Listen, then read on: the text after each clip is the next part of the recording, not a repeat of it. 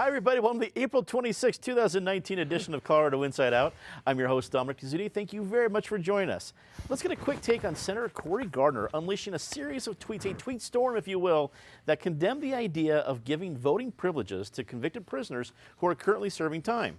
The tweets come after a series of CNN town halls, which Senator Bernie Sanders urged that every citizen should have the right to vote. Natasha Gardner, articles editor at 5280, thank you so much for joining us. You're in the seat that usually brings a lot of insightful analysis and sarcasm, so I'm hoping you understand the requirements of that chair. This seemed like one of those things that CNN has to do to try to make headlines out of a town hall, so ask a crazy question. Bernie Sanders and others were happy to oblige, and then it became this little present this week for Republicans. But maybe I'm underestimating what it really is. What do you think? I think you're spot on there. I will say that at this point, I think hashtags tend to be overdone, but the hashtag Supermax Precinct is a pretty clever one on Cory Gardner's part. And it did exactly what I think he intended to do. It is over 1,000 comments on his original tweet when I looked this morning. So yes, there's this moment in the town hall that then becomes this political moment that Cory Gardner can use to continue the conversation. My concern would be that we're not continuing the conversation, probably either with Bernie's response or with Cory Gardner's response. And this is a serious topic that deserves a fair treatment. Ed Seelaver from the Denver Business Journal, our man at the Capitol. What do you think about the reaction to this? Is it simply just a great gift for Republicans, or is there that missing serious conversation that Natasha refers to? Well, I mean, there certainly is a conversation to be held out there, but it's an interesting conversation because it's one that hasn't been brought up really before this race. It's not like we've been rehashing the issue of whether prisoners should be voting for the past several elections. This is brand new, and it's certainly, honestly, she's right. I mean, it favors Republicans, I think, for the most part in this. This might be a great Bernie Sanders idea. The one thing I would be a little worried about if I were Cory Gardner, it's very clear that all of the 6 dozen Democrats that are running against him in the 2020 election are not running against Cory Gardner so much as they're running against Donald Trump, and hey, Cory Gardner happens to be in the same party as him. If Gardner takes on more Trump-like characteristics like these tweet storms, he's playing a little bit into Democrats' hands.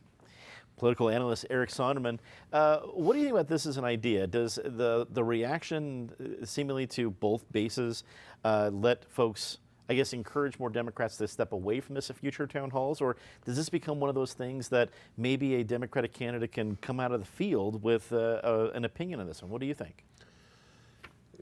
Both parties are playing to their bases here. To Ed's point, I think Cory Gardner's in this damned if he does, damned if he doesn't kind of a cycle where he spends Monday, Wednesday, and Friday pitching to the base, and then on Tuesdays and Thursdays he tries to be the moderate to pitch to a broader slice of Coloradans, and it just, he's caught coming and going.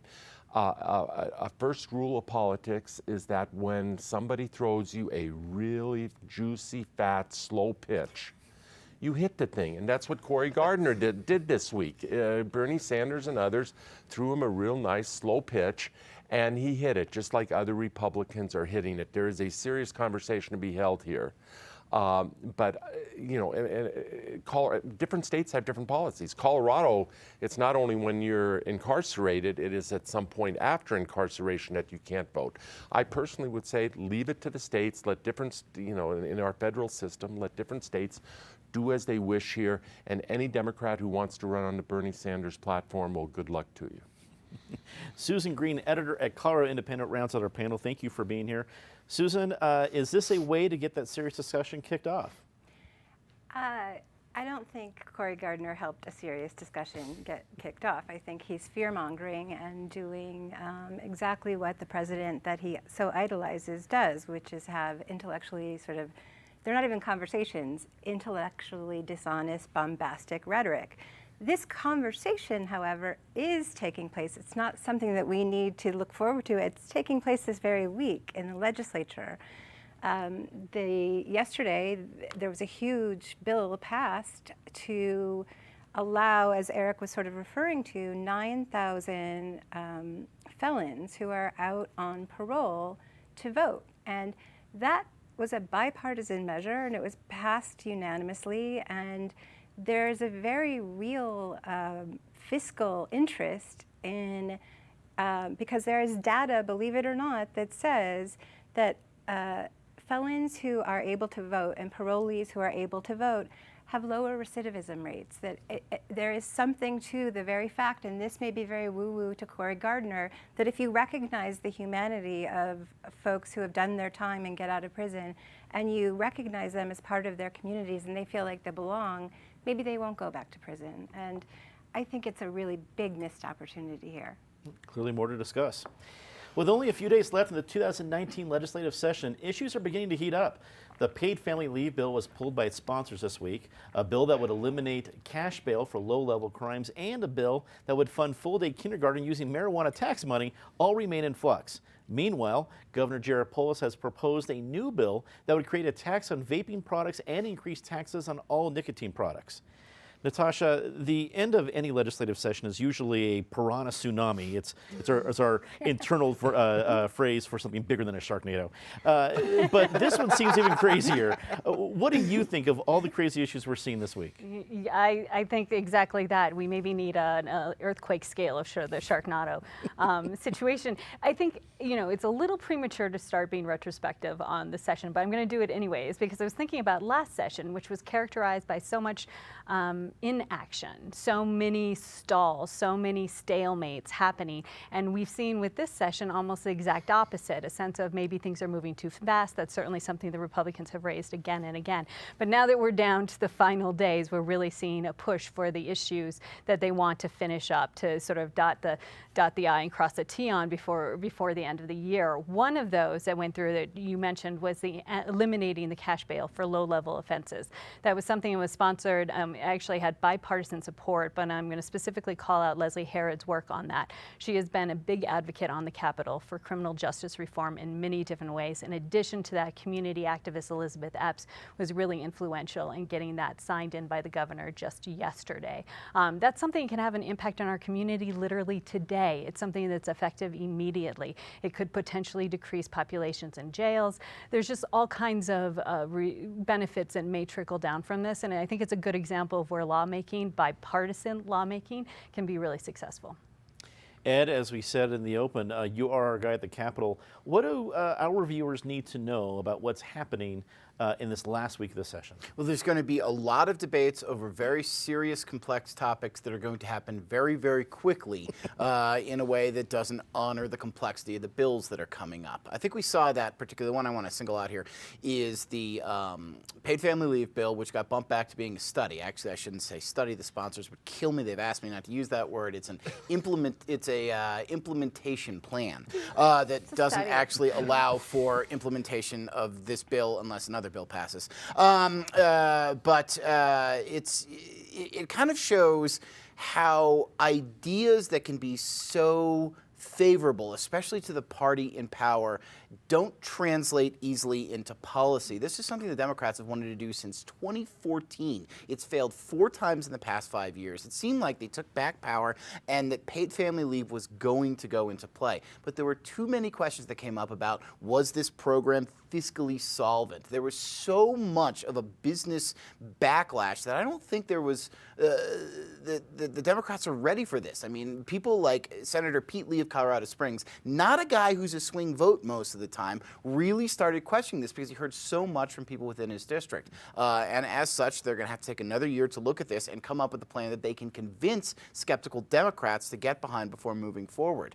It just shows that even when you have the power at the Capitol, it doesn't give you carte blanche to go forward with big picture ideas unless you can put them into paper. And I think we're going to see a number of bills die in the coming days as well. I'll tell you one, for example, the one that would allow cities and counties to enact rent control because those big picture ideas don't translate into the policy. Watch for a lot of that over the last week.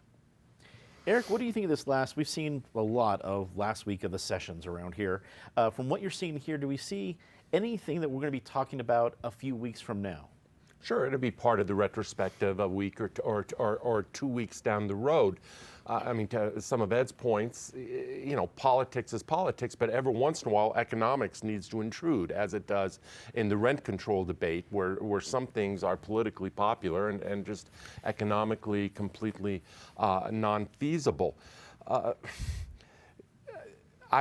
I've sometimes described, and we've talked around this table, Dominic, that this was a session that for many years when the Democrats were in control, they would settle for half a loaf because they were always nervous about the next election down the road. It was this session where it felt like they were going for the full loaf. And I think what we're seeing in the closing days or closing weeks is there's still a few slices that they're going to leave, a few slices of bread they're going to leave in the package and maybe or maybe not deal with next year. The family leave bill, a couple others as well. The one that I noted this week was Governor Polis and others endorsing a ballot issue, which I think they're going to have the legislature refer and put on the ballot. So that is going to be a big issue, presumably, that we'll be voting on this fall, Ed, for the 2019 election, the vape tax, cigarette tax increase. In years gone by, I mean, my old firm did the only cigarette tax, the only major statewide tax increase to pass in this state since Tabor. That was back in 2004. There was a much more recent one, I believe 2016, that failed because the industry, the tobacco industry and allied interests went hard at it. I think they learned in that one that you can shoot these things down with an aggressive campaign. Polis is investing a lot early in his tenure on this notion of another sin tax increase to pay for pet Democratic programs, including education. Susan, there's a lot of topics in the last week of any session, but especially this one. Take your pick. What do we need to be paying attention to during these last 7 days? I think it's going to go by so quickly, there's not really enough time to pay any attention to much. And I think that's actually a problem in the way that the session has been scheduled. I think there are a lot of complaints that important bills have been back-ended and will not be given justice. I think probably with a week or so left, it might be too early to talk about the story, the overarching story of this session. But I think one of them for sure is what's going on in the with the Senate Democrats. What happened with family leave is very much, as my colleague Alex Burness points out, similar to what happened with the death penalty repeal, where you had 3 or 4 Democratic holdouts. These were bills that were expected to slide in. Death penalty repeal had the support of the governor. Family leave, he was trying to sort of broker some sort of win-win situation. But I think in both of those cases, with these Democrats who have been wanting to take back that chamber for so long, these are core Democratic values. Repealing the death penalty, paid family leave.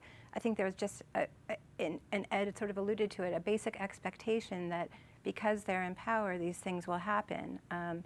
And I think there have been some complaints about, or concerns about, the way Roy Garcia has been leading as Senate president over there, and sort of doing this like live and let live, you all can have your fights and I'm not going to intercede. But there's an argument to be made if you're a Democrat, really, and Republicans did it beautifully when they were in the Senate, to really organize your people before a vote. It's not a big shock, for example, that family leave has major economic downsides.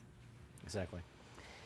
The City of Denver's election day is only 12 days away and ballots are already being mailed in. Mayor Hancock faces 5 official opponents as he vies for a 3rd term, and 2 city council seats do not feature an incumbent. Meanwhile, ads for Initiative 300 continue to dominate the airwaves. Ed, I have been looking for a few weeks now, and the viewers of the show know that I've been kind of complaining about this. I've been looking for the juice in this race, the mayor's race.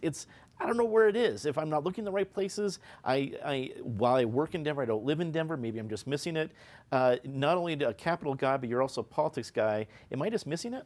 Well, I'll tell you how I summarized this race, which I did a couple weeks ago in a story we wrote on it. It's that Mayor Michael Hancock has overseen 8 years of boom in this city. He sees pretty much nothing but positives out of that. The 3 people that are running against him see largely negatives out of that. So it's not so much juice as much an ideological matchup there. Do you view Denver as a city that is on the right track? If you do, Michael Hancock will tell you, vote for me. Do you view Denver as a city that has more problems in terms of gentrification, poverty, homelessness, transportation, etc.? Then it's time to bring someone else in who can handle that.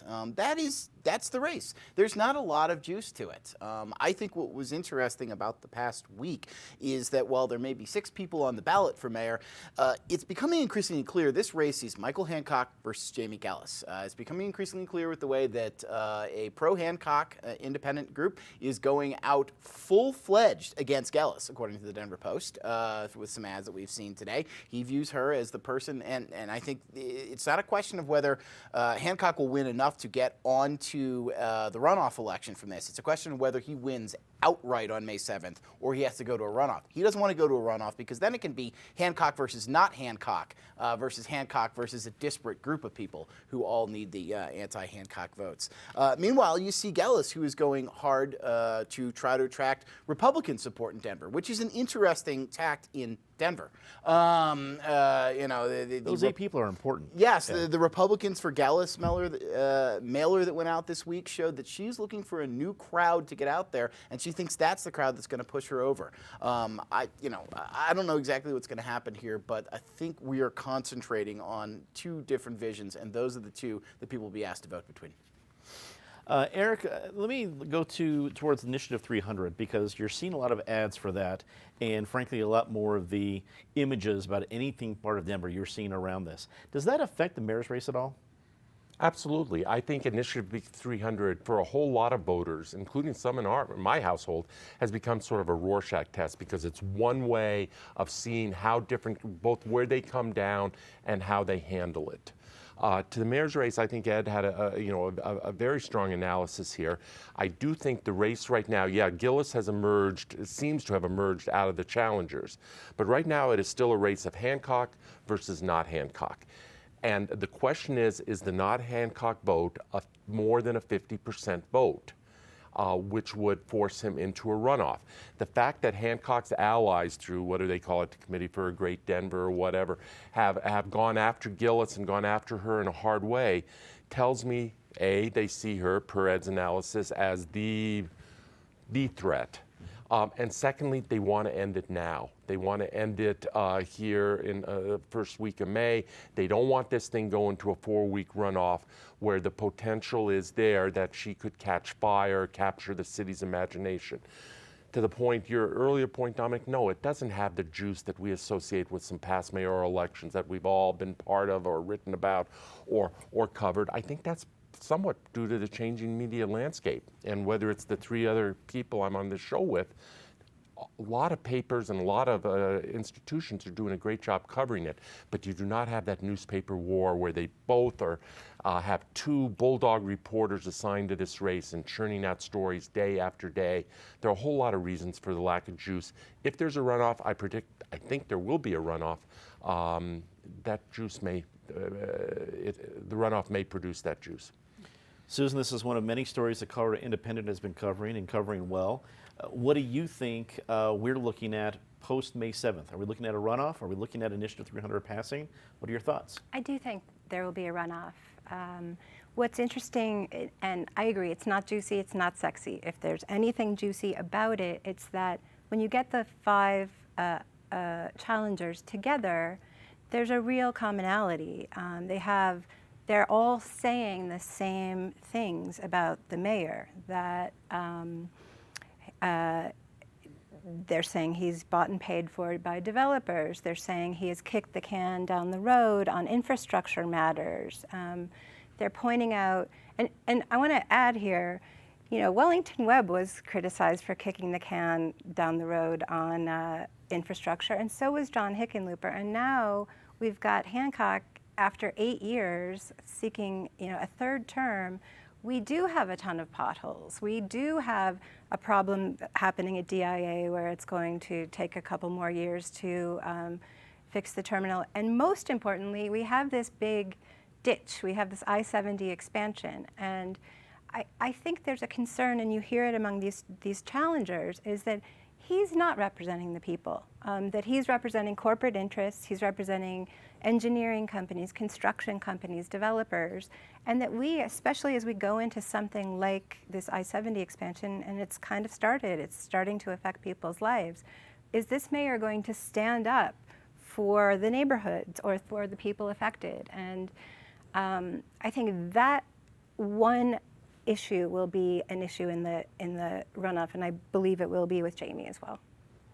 Natasha, wrap it up for us. Along with Ed doing a great job of the Denver Business Journal, 5280 had a lot of great coverage of the mayor candidates. What May 7th, or I guess May 8th, is Initiative 300 passing? Are we looking at a runoff? One of the things that I think is interesting is normally in an election you look at the top of the ticket, right? That's what drives voters. It's one of the reasons why as journalists we don't compare presidential election years with off years. It's just not apples to oranges. What's interesting about this race is that I think that the competitiveness of the mayoral race will drive ballots, yes. But I think that the problems we've seen with growth and the concerns that we've seen with growth are going to pull out voters from the actual council districts, and that they may have, some of those individual districts might have greater turnout because of that. Because I think those questions about growth, people, yes, on a greater level for Denver that matters. But when we drilled in our coverage on individual council districts, the question of growth looks very different depending on where you're at in the city. And that's going to play out on Election Day. We're going to get a very quick take on this last one. Mark Kennedy continued his visits to the various campuses of the University of Colorado system this week, getting mixed reactions from members of the CU community. The Regents will face a final approval vote in just about a week or so on him becoming the next president of the CU system. Let's go, Eric, your quick take on how Mark Kennedy is playing to the CU community. Well, he's not playing well to most of the actual CU community. Very quick take. I'm not sure it's totally fair to hold him to a voting record in Congress 2 decades ago or thereabouts, when there are a whole lot of Democrats who had the same position on some of these issues that are being talked about as he did. My question is he the best person that we can recruit for this job? It's not about politics, it's about talent. I'm unconvinced that he is the cream of the crop. Susan, what do you think? And I know before the show we were talking about the idea of mixed reviews. What do you think about that and your quick take on Mark Kennedy? Yeah, there's nothing mixed about the reviews. If you go to these public meetings that he's having, as I said before the show, there are people lined up to ask him questions. And you know, not all these people have tenure. Some of them are people who sweep the floors at the university, who are concerned about whether they'll have reproductive choice in their health care. They're students, they're young people without tenure. There is a lot of frustration about what they see as a sort of mediocre and maybe intellectually incurious candidate. I think I'm writing this, and people should look for this story soon on the Colorado Independent, but I think what's interesting behind the scenes is that you have a portion of these regents who say they were not aware of his background and they were not aware of his votes in Congress, and a portion who say, well, you know, you could have Googled it. And so I think what it leaves is the university looking like it didn't do its homework, and that's very bad for CU. Natasha, does it get approved? I'm going to let them make that decision. That's their job. What I will say, though, is that for this search and maybe any of the candidate searches, there are pros and cons of forwarding only one candidate. Mm-hmm. But when you do that, I think this sets some good questions about if there really are benefits or if there should be a more competitive selection process. Ed, wrap it up for us. 10 years ago, the Regents selected a very partisan Republican candidate in Bruce Benson, led to the university getting a lot more money coming in, a reputation boost. The question now is really, do you want that same kind of president again, or do you want to go in a different direction? That should influence how people vote on Mark Kennedy, not his congressional background. Let's get to our very favorite part of the show, Disgrace of the Week. Miss Gardner, it is your chance to start her off. So the G line is finally running, but if you were waiting for it this morning, there were delays. I'm sure they will figure it out, but it takes a while. I need to give credit to my dad on this one. He goes, leave it to RTD that the G line goes to Wheat Ridge and the W line goes to Golden. It's great. Ed. On a slightly more serious topic, the Sri Lankan bombers. It is a terrible act of tragedy to attack people during such a religious day. I hope whoever these people are never use the name of God for their justification. You're here. Eric. Hear, hear. The Denver Teachers Union, the Denver Classroom Teachers Association, has a mess on their hand. They had an election for president. They counted the votes one time. It looked like the challenger won by 8 votes. Then they saw that a bunch of schools had voted more votes than there were teachers in those schools. So they threw the ballots from those schools out, and that resulted in the incumbent winning by 11 votes. They don't know what to make of it. They don't know where to have a revote. For those who preach transparency, maybe it should start internally. Susan. I'm riffing off the transparency thing. I'm not going to name any names here, but I'm going to speak right into the camera to these folks. People who are elected into government or who work in government, who, especially public information officers who are supposed to give public information but actually block it. I think that's a disgrace, and I wish the general public was more aware that this goes on. Time to say something nice rather quickly. Natasha. National Parks Week, it's a huge part of our economy, but a big part of why we live here and love living here. So kudos to our outdoor spaces. Ed. Videos are surfacing of people who got out of their cars, tried to help firefighters pull the hose across the I-70 fire yesterday. It's good to see we can still come together in a moment of tragedy. And I think a story too about one of the homeless guys that came out and tried to help. There's a lot of heroic stories from that. You're right. Eric. All the attention on these 20 or 21 Democratic candidates so far for president. How about Governor Larry Hogan of Maryland, a Republican who is seriously considering mounting a challenge? It will probably be a hopeless challenge, but still an important challenge to President Trump. Susan. My three colleagues, Mary Winter, Mike Litwin, and Tina Griego, who all had birthdays this week. Happy birthday to them. And to my son Ike, who aced his math test. Nice. Yeah. I want to give a quick shout out to Kent, a kind Colorado Inside Out viewer I got to see at a movie screening this week. Thanks for watching. And a quick reminder that later tonight we will feature all 6 candidates running for mayor of Denver on Colorado Decides at 9 p.m. Trust me, it is good TV. You will not want to miss it. Also, all of our ARP City Council debates are available at cpt12.org. So if you're voting in any city council, well, most of the city council races in Denver, there is something there for you. That is all the time we have for this episode of Colorado Inside Out. For everybody here at CPT 12, I'm Dominic Dezzutti. Thanks very much for watching. Good night.